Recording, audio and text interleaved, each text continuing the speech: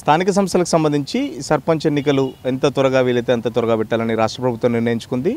చట్టపరంగా ఎట్లాగూ 42% రిజర్వేషన్ అమలు కావట్లేదు కాబట్టి పార్టీ పరంగా ఇస్తామని చెప్పేసి కాంగ్రెస్ పార్టీ ఇప్పటికే ప్రకటించింది. బీజేపీ పార్టీ కూడా పార్టీ పరంగా 42% రిజర్వేషన్లకి బీసీలకైతే ఆ సీట్లు కేటాయిస్తామని చెప్పేసి చెప్తున్న పరిస్థితి. బట్ బీఆర్ఎస్ ఇప్పటి వరకు తన స్టాండ్ ఏంటో ఇప్పటికీ చెప్పలేదు. అసలు బీఆర్ఎస్ స్టాండ్ ఏంటి, అసలు పార్టీల పరంగా రిజర్వేషన్లు సాధ్యమవుతాయా కాదా అన్న విషయంపై బీఆర్ఎస్ పార్టీ వ్యవస్థాపక సభ్యులు, బీఆర్ఎస్ పార్టీ సీనియర్ నాయకులు మధుసూదన్ చారి ఉన్నారు. సార్ నమస్తే. సార్ ఎట్లా సాధ్యమవుతుందా పార్టీల పరంగా 42% రిజర్వేషన్?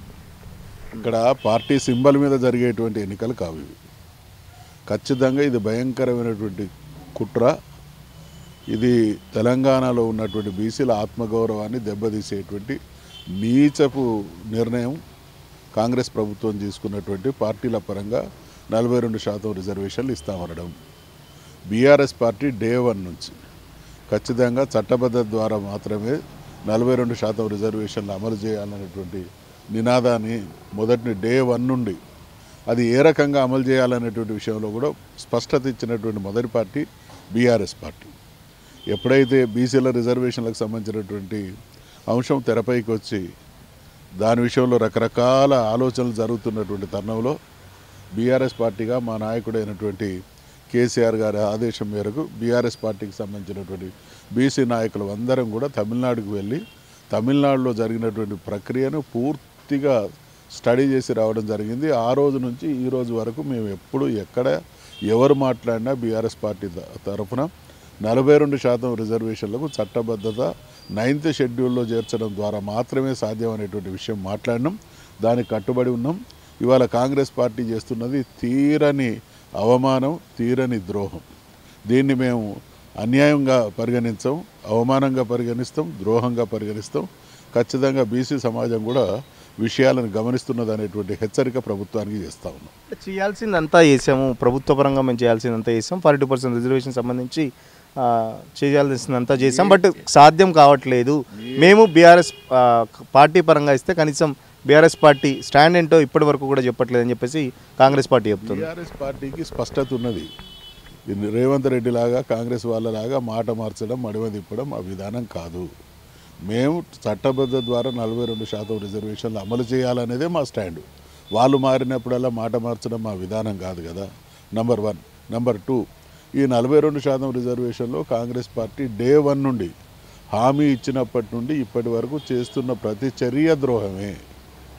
డెడికేటెడ్ కమిషన్ విషయంలో జరిగినటువంటి రాద్ధాంతం తెలుసు. అసలు అధికారంలోకి వచ్చిన తర్వాత 100 రోజులలోనే ఇది చట్టబద్ధత తీసుకొని వస్తామని చెప్పి హామీ ఇచ్చి ఎన్నికల్లో గెలిచి అధికారంలోకి వచ్చిన రేవంత్ రెడ్డి కానీ కాంగ్రెస్ కానీ ఏడాది గడుస్తున్న బీసీ సంఘాలు, రాజకీయ పార్టీలు, చివరికి కోర్టులు రకరకాల ఒత్తిడుల ప్రభావానికి లోనై చర్యలు మొదలుపెట్టింది తప్ప చిత్తశుద్ధితో కాదు. చేసేటువంటి క్రమంలో కూడా అడుగడుగున నంబర్ 1 మేము చెప్పింది ఏంది, 9th షెడ్యూల్లో చేర్చాలన్నాం. రెండవది డెడికేటెడ్ కమిషన్ వేయాలన్నాం. ఆ సర్వే కూడా డెడికేటెడ్ కమిషన్కి సంబంధించినటువంటి సర్వే ద్వారా మాత్రమే కులగన్న దాని క్లారిటీ రావాలన్నాం. వాళ్ళు డిపార్ట్మెంట్ ద్వారా, ప్లానింగ్ డిపార్ట్మెంట్ ద్వారా ఇస్తారు. బీసీల సంఖ్యను తగ్గించారు. చివరికి అసెంబ్లీలో కౌన్సిల్లో చర్చకు వచ్చినప్పుడు మేము విషయాన్ని టేబుల్ చేయమంటే టేబుల్ చేయలేదు. ఎందుకంటే పూర్తిగా తప్పుల తడక కాబట్టి. ఆ తదనంతరం అంటే బీసీల విషయంలో, బిల్లు విషయంలో చర్చకు వచ్చినప్పుడు శాసన మండలిలో కానీ శాసనసభలో కానీ మాకు శాసనసభలో ఉన్నటువంటి మా గౌరవ సభ్యులు, శాసన మండలిలో ప్రతిపక్ష నాయకుడిగా మేము అనేక సూచనలు చేసినాం. ఇది ఒత్తిడి ద్వారా మాత్రమే సాధ్యమవుతుంది. బిల్లు చేసి చేతులు దులుపుకున్నంత మాత్రాన ఒరిగేది ఏమి ఉండదన్నాం. మీరు అంటే ఒత్తిడి తీసుకొచ్చేటువంటి క్రమంలో సంపూర్ణంగా అన్ని పార్టీలు కూడా ముక్త కంఠంతో మద్దతు ఇచ్చినాయి. ఆ తదనంతరం ముఖ్యమంత్రి ఏ రోజు కూడా ఢిల్లీ మీద చిత్తశుద్ధితో ఒత్తిడి చేసేటువంటి ప్రయత్నం చేయలేదు. అలా బీసీల విషయంలో హామీ ఇచ్చినప్పుడు సిద్ధరామయ్య గారిని తీసుకొని వచ్చి రాహుల్ గాంధీని, ప్రియాంక గాంధీని, సోనియా గాంధీని, వాళ్ళకు ఉండేటువంటి అగ్రనాయకత్వం మొత్తం కూడా తెలంగాణ ఎన్నికలకు ముందు డిక్లరేషన్ల సందర్భంగా అన్నిటికీ మేము పూచికత్తు అనేటువంటి మాట మాట్లాడు. ఢిల్లీలో ఈ బీసీ రిజర్వేషన్ల చట్టబద్ధత విషయంలో మొక్కుబడిగా రేవంత్ రెడ్డి గారు తీసుకుపోయినటువంటి డెలిగేషన్ కానీ వాళ్ళు చేసినటువంటి ధర్నాలో కానీ వాళ్ళ అగ్రనాయకత్వం స్పందనే లేదు. ఇదంతా ముమ్మాటికి ద్రోహపూరితమైనటువంటి చర్య. చివరికి ఎవరినో సాగ్గా చూచి సమస్యలను జటిలం చేసి సమస్య కాకుండా చేసి నెపాన్ని కోర్టు మీద నెట్టి చివరికి మళ్ళీ బీసీలకు ద్రోహం చేసే విధంగా 42% రిజర్వేషన్లు పార్టీ పరంగా అంటే అది ఎట్లా సాధ్యమవుతుంది? ఇది తలా తోకాలేని ఒక ప్రభుత్వం మాట్లాడేటువంటి విధానం ఇది కాదు. ప్రభుత్వానికి చిత్తశుద్ధి ఉండాలి, నిబద్ధత ఉండాలి, ఏం మాట్లాడినాం ఏం చేస్తున్నాం అనేటువంటి విషయంలో స్పష్టత ఉండాలి. ప్రజాస్వామ్యం కాబట్టి ప్రజలు ఎన్నుకున్నటువంటి ప్రభుత్వంగా తెలిసి కావాలని ప్రజలకు ద్రోహం చేయడం అంటేనే ప్రజాస్వామ్యం పట్ల విశ్వాసం లేనట్టుగా భావించాల్సి వస్తుంది. బీఆర్ఎస్ బీజేపీకి బీసీల పట్ల చిత్తశుద్ధి లేదు, కావాలని అడ్డుకుంటున్నాయి, మేము చేసేదంతా చేసాం. బట్ ఇప్పుడున్న పరిస్థితికి కేసీఆర్ కూడా గతంలోనే చేశాడు, బట్ కేసీఆర్ చేయబట్టే ఇప్పుడున్న పరిస్థితి కూడా అని చెప్పేసి పదే పదే కేసీఆర్ పేరు కూడా చెప్తున్న పరిస్థితి. నాలిక కాదు తాటిమట్ట. బీఆర్ఎస్ పార్టీ ఏ రోజన్నా అడ్డుకున్నదా? ప్రతి సందర్భంలో మా పార్టీకి సంబంధించినటువంటి కేటీఆర్ గారు కానీ, హరీష్ రావు గారు కానీ, బీసీలకు సంబంధించినటువంటి మా కమలాకర్ గారు కానీ, శ్రీనివాస్ యాదవ్ కానీ, శ్రీనివాస్ గౌడ్ కానీ, మధుసూనాచారి కానీ, రవిచంద్ర గారు కానీ, మేము ఎక్కడ ఏ సందర్భంలో మాట్లాడినా కూడా బీఆర్ఎస్ పార్టీ మీరు చేస్తున్నటువంటి 42% రిజర్వేషన్లకు చట్టబద్ధత తీసుకొచ్చేటువంటి కార్యక్రమానికి సంపూర్ణంగా సహకరిస్తామనేటువంటి మాట మాట్లాడిన తర్వాత బీఆర్ఎస్ పార్టీ సహకరించడం లేదు అనేది వాళ్ళ దిగజారుడుతనానికి నిదర్శనం. ఇవాళ హామీ ఇచ్చింది ఎవరు? హామీ ఇచ్చినటువంటి వాళ్ళకు పూర్వాపరాల విషయంలో అవగాహన ఉండి హామీ ఇవ్వాలి కదా. కాంగ్రెస్ పార్టీ అంటే చిన్నబొన్న పార్టీ కాదు కదా. మేము దేశానికి స్వాతంత్రం తెచ్చినటువంటి వాళ్ళం, సుదీర్ఘకాలం పాటు పరిపాలించినటువంటి వాళ్ళం, త్యాగాలు చేసినటువంటి వాళ్ళం, మేమంటేనే పాలనకు ప్రతిరూపం అనేటువంటి గంభీరమైనటువంటి మాటలు మాట్లాడి ఇవాళ గుడ్లు తేలేయడం అని అంటే అది అవగాహన రాహిత్యమా, అహంకారమా, మోసమా? వాళ్ళు ఏమి ఒక వ్యక్తి కాదు కదా. కాంగ్రెస్ పార్టీ అనేది మీకు తెలుసు, దేశాన్ని రాష్ట్రాలను పరిపాలించినటువంటి పార్టీగా ఆ పార్టీకి ఉన్నటువంటి అవగాహన అనుభవాన్ని దృష్టిలో పెట్టుకొని హామీలు ఇవ్వాలి. దానికి భిన్నంగా అధికారంలోకి రావడం కోసం ఎంతకైనా దిగజారుతాం అనేటువంటి ధోరణి ప్రదర్శించి నమ్మించి ఓట్లు వేయించుకొని చివరికి మళ్ళీ ద్రోహపు నిర్ణయం చేయడం అనేది కాంగ్రెస్ పార్టీకి చెల్లు. ఒక్క ఈ బీసీలకు 42% రిజర్వేషన్ల విషయంలోనే కాదు, ఈ దేశంలో బీసీలను సర్వనాశనం చేసినటువంటి పార్టీ కాంగ్రెస్ పార్టీ. మేము డే 1 నుంచి మా పార్టీ మాటగా చెప్తా ఉన్నాం. దేశానికి స్వాతంత్రం వచ్చినాక ఇన్ని దశాబ్దాల తర్వాత కూడా బీసీల కులగణన చేయకుండా ద్రోహం చేసినటువంటి మొదటి పార్టీ, బీసీలకు మంత్రిత్వ శాఖ ఇవ్వనటువంటి పార్టీ, బీసీలకు సంబంధించినటువంటి బడ్జెట్ కేటాయింపులు వాళ్ళ దామాషకు అనుగుణమైనటువంటి రిజర్వేషన్లు ఇవ్వనటువంటి పార్టీ. ఈ దేశంలో అనేక రాష్ట్రాలకు కాంగ్రెస్ ముఖ్యమంత్రులు ఎందరు బీసీలకు అవకాశం ఇచ్చిళ్ళు? తెలంగాణలో ఒక్క బీసీనన్నా కూడా కాంగ్రెస్ పార్టీ ఏనాడైనా ముఖ్యమంత్రిని చేసినటువంటి దాఖలాలు ఉన్నాయా? అంటే బీసీలను 2వ శ్రేణి పౌరులుగా వాళ్ళ దేశ స్వాతంత్ర పోరాటంలో బీసీలు భాగస్వాములు, దేశంలో సంపద సృష్టించబడడానికి కారకులు బీసీలు, కానీ వాళ్ళు రాజ్యాధికారంలో వాటాదారులు కాదు, సంపద పంపిణీలో వాటాదారులు కాదు. చివరికి ఏ ప్రజల ఓట్ల ద్వారానైతే ఇవాళ బీసీలు లేకుండా డెమోక్రసీ ఉన్నది ఆ దేశంలో? ఎవరి ఓట్ల ద్వారా రాజ్యాధికారంలోకి వస్తున్నారు? బీసీలు నమ్మి మీకు రాజ్యాధికారం కట్టాయి పెడితే ఎవరికైతే అధికారం ఇవ్వబడ్డదో, ఎవరైతే నమ్మినలో వాళ్ళకే ద్రోహం చేస్తామనేదే కాంగ్రెస్ పార్టీ పరిపాటి.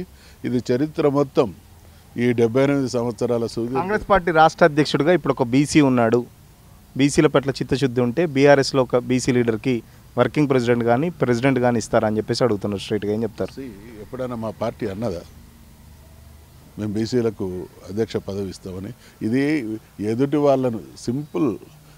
వాళ్ళ మీద నిందలు మోపడం వల్ల సబ్జెక్టును డైవర్ట్ చేసి ఈ అటెన్షన్ డైవర్షన్ టాక్టిక్స్ ద్వారా అసలు విషయాన్ని చిన్నది చేసేటువంటి ప్రయత్నం చేస్తూ ఉన్నది. అయినా పిసిసి అధ్యక్షుల వారు ఉన్నారు, ఓకే సంతోషం. క్యాబినెట్లో వాటా ఏదండి? కార్పొరేషన్లలో వాటా ఏదండి?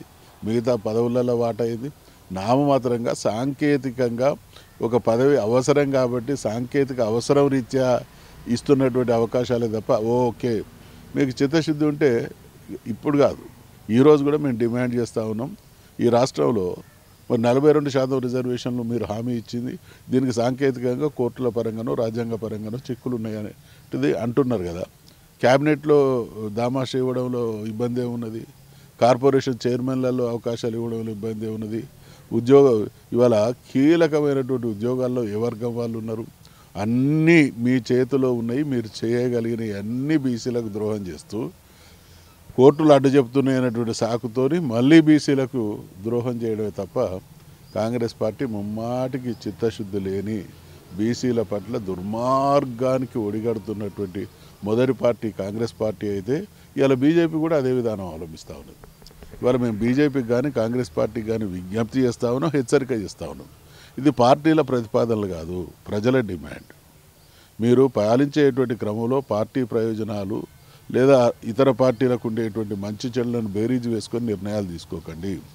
సమాజంలో ఉండేటువంటి ప్రతి బీసీ ఈరోజు ప్రశ్నిస్తున్నది, డిమాండ్ చేస్తున్నది, ఇచ్చినటువంటి హామీని నిలబెట్టు అని రాష్ట్రంలో ఉన్నటువంటి బీసీలందరూ ముక్త కంఠంతో డిమాండ్ చేస్తూ ఉంటే దీనికి మీనమేషాలు లెక్క పెట్టడం, దీనికి సాంకేతికపరమైనటువంటి సమస్యలు సృష్టించడం, ఒకరి మీద ఒకరు బురద చల్లుకోవడం, ఇది ఎట్లా ప్రజాస్వామ్యం అవుతుంది?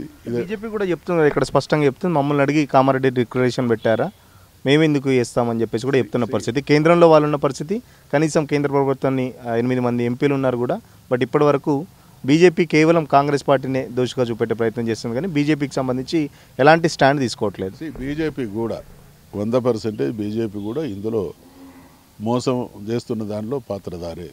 తెలంగాణ నుండి ఇవాళ బీసీ 8 నియోజకవర్గాల్లో పార్లమెంటు సభ్యులను గెలిపించడం జరిగింది. ఉద్దేశం ఏంటి? పార్లమెంటులో వాళ్ళు ఉండడం ద్వారా ఈ రాష్ట్ర ప్రజల ప్రయోజనాలు పరిరక్షించబడతాయి, మాకు మెరుగైనటువంటి పాలన వాళ్ళ ద్వారా కూడా సహకారం లభిస్తుంది అనేటువంటి ఆశతో మిమ్మల్ని 8 స్థానాల్లో గెలిపించాలనేటువంటి విషయాన్ని విస్మరిస్తూ ఉన్నారు. అంటే మమ్మల్ని గెలిపించడం అంటే మీకు మీరు ద్రోహం చేసుకోవడం అనేటువంటి రకంగా భారతీయ జనతా పార్టీ వ్యవహరిస్తూ ఉన్నది. నిన్న రామచంద్రరావు గారు మాట్లాడారు, మేము కూడా 42% రిజర్వేషన్లు. ఇది ఎక్కడి ఫిలాసఫీనో, ఎవరు చెప్పిందో, ఏ మేధావి మస్తిష్కంలో మరి ఇటువంటి గొప్ప ఆలోచన వచ్చిందో ఎవరికి అర్థం కావడం లేదు. 100% మళ్ళీ చెప్పిన దాన్ని చెప్తున్నాం. ఇవాళ బీసీల విషయంలో బీసీలే కాదు, ఎస్సీ ఎస్టీ మైనార్టీలు కూడా సంఘీభావం వ్యక్తం చేస్తూ ఉన్నారు. కారణం ఏంటంటే ఈ దేశంలో 10-15% ఉన్నటువంటి వాళ్ళ పదఘట్టంలో 85-90% ఉన్నటువంటి ప్రజలు అనేక రకాలుగా అవమానానికి, అన్యాయానికి, దోపిడీకి గురవుతూ ఉన్నారు.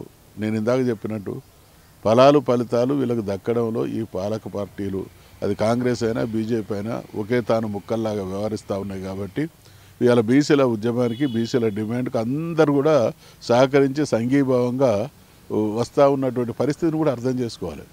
అసలు 80%, 85% ప్రజల డిమాండ్ ఒక్కటైనప్పుడు దాని విషయంలో కళ్ళు మూసుకొని ఇది సహేతుకమైనటువంటి డిమాండ్, ఇది డిమాండ్ కూడా కాదు, మీరు ఇచ్చినటువంటి హామీని అమలు చేయమని.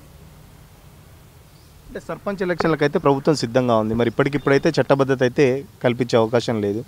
సర్పంచ్ ఎన్నికల తర్వాత అటు జెడ్పీటీసీ కానీ ఎంపీటీసీ ఎన్నికలకు కూడా ఇదే పార్టీల పరంగా పోతే ఎలా ఉండబోతుంది మీ స్టాండ్? ఇప్పుడు మొదటి నుంచి మేము ఇది ఎట్లా పెడతారండి, 42% చట్టబద్ధత లేకుండా ఇది పెట్టడానికే వీలు లేదు. మేము ఖచ్చితంగా ప్రతిఘటించి తీరుతాం. ఇది మసోనాచారిగా బీఆర్ఎస్గా కాదు, తెలంగాణలో ఉన్నటువంటి ప్రతి బీసీ బిడ్డ స్పందించాల్సినటువంటి సమయం. మాది గొంతెమ్మ కోరిక కాదు, మీరు ఇచ్చినటువంటి హామీని అమలు చేయమనేటువంటి ఈ డిమాండే తప్ప కొత్తది కాదు. మా డిమాండ్ ఏంది? మేమెంతో మాకంతా. ఇవాళ అందుకనే కదా ఈ డిమాండు బలంగా ప్రజాక్షేత్రంలోకి పోతున్నది. కాబట్టి రేవంత్ రెడ్డి బీసీల జనాభాను కూడా గణన పేరిట తగ్గించినటువంటి దుర్మార్గాన్ని చూసినాం. అంటే బీసీలు వాళ్లకు న్యాయం జరగడం కోసేటువంటి డిమాండ్ చేస్తే ఎంత దుర్మార్గ పాశవిక చర్యకు పాల్పడుతూ ఉన్నారంటే బీసీల సంఖ్యను తగ్గించేటువంటి ప్రయత్నాన్ని మనం జరిగినటువంటి కులగణనలో చూసినాం. అంటే ఇప్పటికీ రేవంత్ రెడ్డి ఇంత అన్యాయం చేస్తున్న కొన్ని బీసీ సంఘాలు రేవంత్ రెడ్డికి కానీ అటు కాంగ్రెస్ ప్రభుత్వానికి మత్తాసు పలకడం చూస్తున్నాం. ఇప్పటివరకు కూడా కొన్ని బీసీ సంఘాలు ఇంకా మౌనంగా ఉన్న పరిస్థితి, ఇంకా ఏదో వస్తుంది, ఇంకా ఏదో కాంగ్రెస్ ప్రభుత్వం ఇస్తుందని ఆశతోనే ఉన్నారు. మరి వాళ్ళకు మీరేం చెప్తారు? నిన్నటితోని వాస్తవంగా అంటే ఇందులో 2 రకాలుగా, ఒకటి కాస్త ఆశాజనకంగా ఏదో చేస్తున్నాడు కదా చేయొచ్చు అనేటువంటి కొంత ఎదుటి వాళ్ళ మీద చేస్తున్నటువంటి ప్రయత్నాన్ని వాళ్ళ చిత్తశుద్ధితోనే చేస్తున్నారు అనేటువంటి భావనతో నమ్మినటువంటి వాళ్ళు ఉన్నారు. డే 1 నుంచి పూర్తిగా కాంగ్రెస్ పార్టీ నైజం ఇది జరగాల్సినటువంటి విధానం గురించి స్పష్టత ఉన్నటువంటి వాళ్ళు ఉన్నారు. కారణాలు ఏమైనా కూడా అందరి లక్ష్యం 42% రిజర్వేషన్లు అమలు కావాలనేటువంటి విషయంలో ఎవరి చిత్తశుద్ధిని కూడా శంకించేది లేదు. కాకపోతే కొందరు నమ్మిళ్ళు, కొందరు నమ్మకుంటున్నారు. ఇప్పుడు అంటే నిన్న మొన్న జరిగినటువంటి పరిణామాల తర్వాత కాంగ్రెస్ పార్టీ ముమ్మాటికి ద్రోహమే అనేటువంటి విషయం అందరికీ అర్థమైంది. 3-4 సంఘాలుగా పార్టీలుగా ఎవరు మాట్లాడుతున్నప్పటికీ అల్టిమేట్గా మొన్నటితో క్యాబినెట్ నిర్ణయంతో క్లారిటీ వచ్చింది. కాంగ్రెస్ పార్టీ దుర్మార్గాన్ని ఎండగట్టడానికి అందరూ ముక్త కంఠంతో ముందుకు రావడానికి ఫైనల్గా చెప్పండి, బీఆర్ఎస్ పార్టీ తరఫున 42% రిజర్వేషన్ సంబంధించి ఎలా ఉండబోతుంది భవిష్యత్ కార్యాచరణ? ఇప్పటికే సర్పంచ్ ఎన్నికలు అడ్డుకుంటామని చెప్తున్నారు, భవిష్యత్తులో ఎలా ఉండబోతుంది? ఇది నేను రాజకీయ నాయకుడిని, కాస్త మాట్లాడకూడని మాట మాట్లాడుతున్నా. ఇది ఖచ్చితంగా కాంగ్రెస్ పార్టీ మరణ శాసనం కాబోతుంది. ఒకటే రోజులో ఏం జరగకపోవచ్చు, కానీ బీసీ సమాజంలో లేదా బీసీలను సమర్థిస్తున్నటువంటి అందరి దృష్టిలో ఈ పార్టీ నమ్మక ద్రోహి. ఇంత చైతన్యవంత సమాజాన్నే ఇంత మోసం చేసేటువంటి పార్టీకి అవకాశం ఇస్తే అది మనకు మనం శపించుకోవడం అవుతుంది అనేటువంటి భావన ప్రజాక్షేత్రంలోకి పోతున్నది. దీన్ని మేము బలంగా తీసుకుపోతాం. ఖచ్చితంగా బీసీలకు కాంగ్రెస్ పార్టీ దశాబ్దాలుగా మోసం చేస్తూ వస్తున్న చరిత్ర అయితే మనం చూసాం. ఇప్పటికీ అటు కాంగ్రెస్తో పాటు బీజేపీ కూడా కేంద్రంలో 8 మంది ఎంపీలు మన రాష్ట్రంకి ప్రాతినిధ్యం వహిస్తున్న 42% రిజర్వేషన్ సంబంధించి అటు బీజేపీ పోరాటం కానీ ఇటు కాంగ్రెస్ పోరాటం కానీ ఏం కనబడతలేదు. సో ఖచ్చితంగా బీఆర్ఎస్ స్టాండ్ స్థానిక సంస్థల ఎన్నికలను అయితే అడ్డుకొని తీరుతామని చెప్పి చెప్తున్న పరిస్థితి. నిన్న మొన్నటి వరకు రేవంత్ రెడ్డికి కొన్ని బీసీ సంఘాలు సపోర్ట్ చేసిన నిన్నటి సర్పంచ్ ఎన్నికల ప్రకటనతో మొత్తం బీసీ సంఘాలు కూడా ఏకమయ్యాయి. ఖచ్చితంగా రేవంత్ రెడ్డి ప్రభుత్వం మీద యుద్ధం ప్రకటించే రోజు తొందరలోనే ఉంది. కాంగ్రెస్కు ఇది మరణ శాసనం కాబోతుంది. భవిష్యత్తులో ఖచ్చితంగా బీసీ ద్రోహిగా కాంగ్రెస్ పార్టీ చరిత్రలో మిగిలిపోతుందని చెప్పి చెప్తున్న పరిస్థితి. ఖచ్చితంగా 42% రిజర్వేషన్ చట్టబద్ధత అమలయ్యే వరకు బీఆర్ఎస్ పార్టీగా పోరాడుతూనే ఉంటామని చెప్పేసి బీఆర్ఎస్ పార్టీ చిత్తశుద్ధిని ఎవరు శంకించాల్సిన అవసరం లేదని చెప్పేసి మధుసూదన్ చారి చెప్తున్న పరిస్థితి. వీడియో జర్నలిస్ట్ సతీష్తో సురేష్, తొలి వెలుగు కోసం. అసలైన తొలి వెలుగు. ఫాలో వాట్సాప్ @తొలి వెలుగు అఫీషియల్.